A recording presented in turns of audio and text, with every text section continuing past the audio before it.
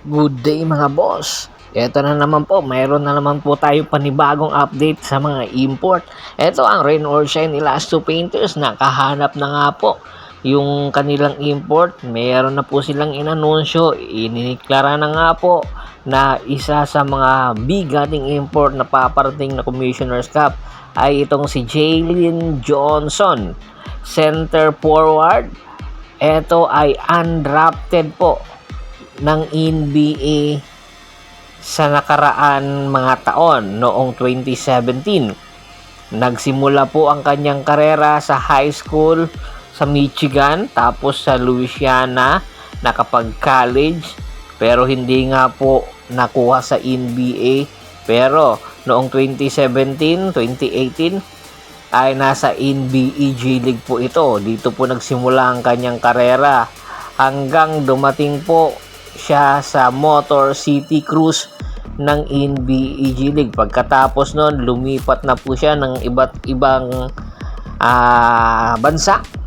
Inuna po niya yung Europa, tapos yung Taipei Mars, Hapol, Haipei sa Europa pa rin po.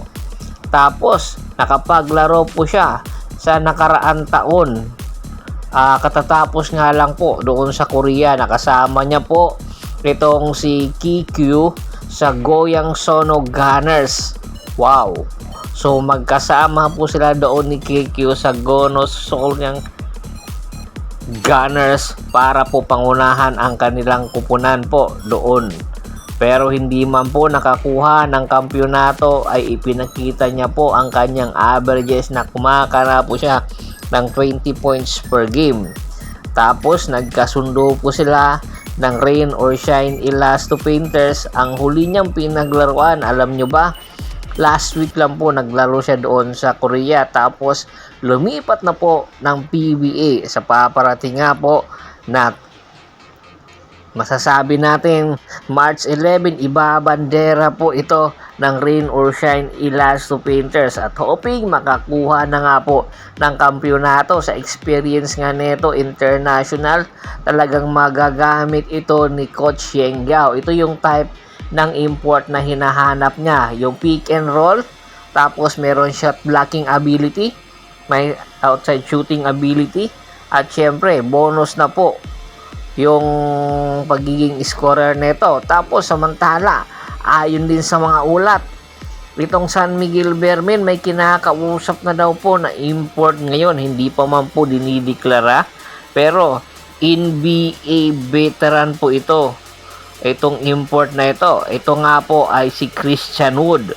Si Christian Wood huling nakapaglaro sa Lakers noong 2025. So last year lang po. Undrafted din po ito noong 2015. Nagsimula po ang kanyang karera sa Philadelphia 76ers. Pagkatapos po ay binalik siya or nilagay siya sa NBA G League.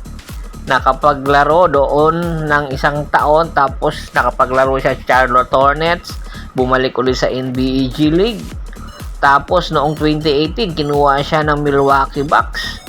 Tapos bumalik ulit ng NBA G League. Tapos noong 2019, New Orleans Pelicans. Dito na nga po nagpakitang gilas hanggang dumating siya ng Pistons ng 2 taon. Tapos inilipat at trade sa Houston Rockets. Dito talagang namayagpag ang kanyang karera hanggang madiscover siya ng Dallas Mavericks at lumipat na po ng Lakers ng 2 taon.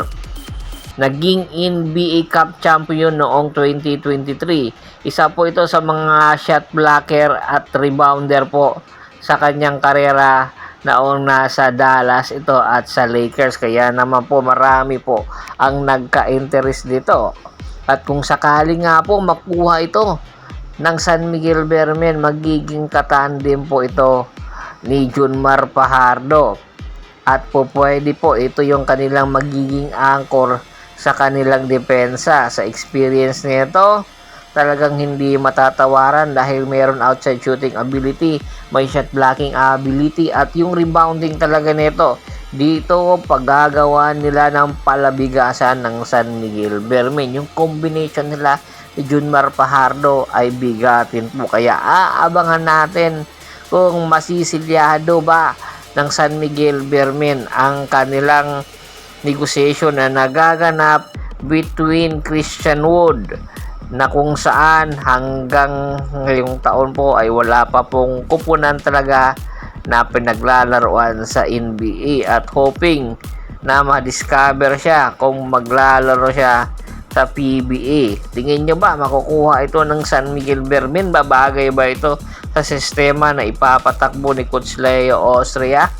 Komento na sa baba ng video at pag-usapan natin yan. Once again, this is Percival Monteron at your service. Don't forget to subscribe my sports channel at don't forget to click the notification bell button para nga po maging updated palagi sa kwentuhan. At bago pa natin tapusin ang ating kwentuhan, shoutout muna tayo sa solid na followers na lagi pong sumusuporta sa atin, kay Kagawad at sa Kinulukusin ng Hagonoy, Bulacan, Anthony Lucky Alon at sa Lucky Alon family, Violeta Barrientos, Ricky Lanza ng Ricky Rider TV ng Tansa Cavite, Prince Sordic 3095, Freddy Sagob, Joey Briones, marami pong salamat sa walang sawa niyong pagsuporta. Pakibisita na rin po ng Facebook fanpage ko na Hapris PH3, Paul Goso at Bostor para po sa mga karagdagan sports balita. Hanggang sa muling kwentuhan, maraming salamat po.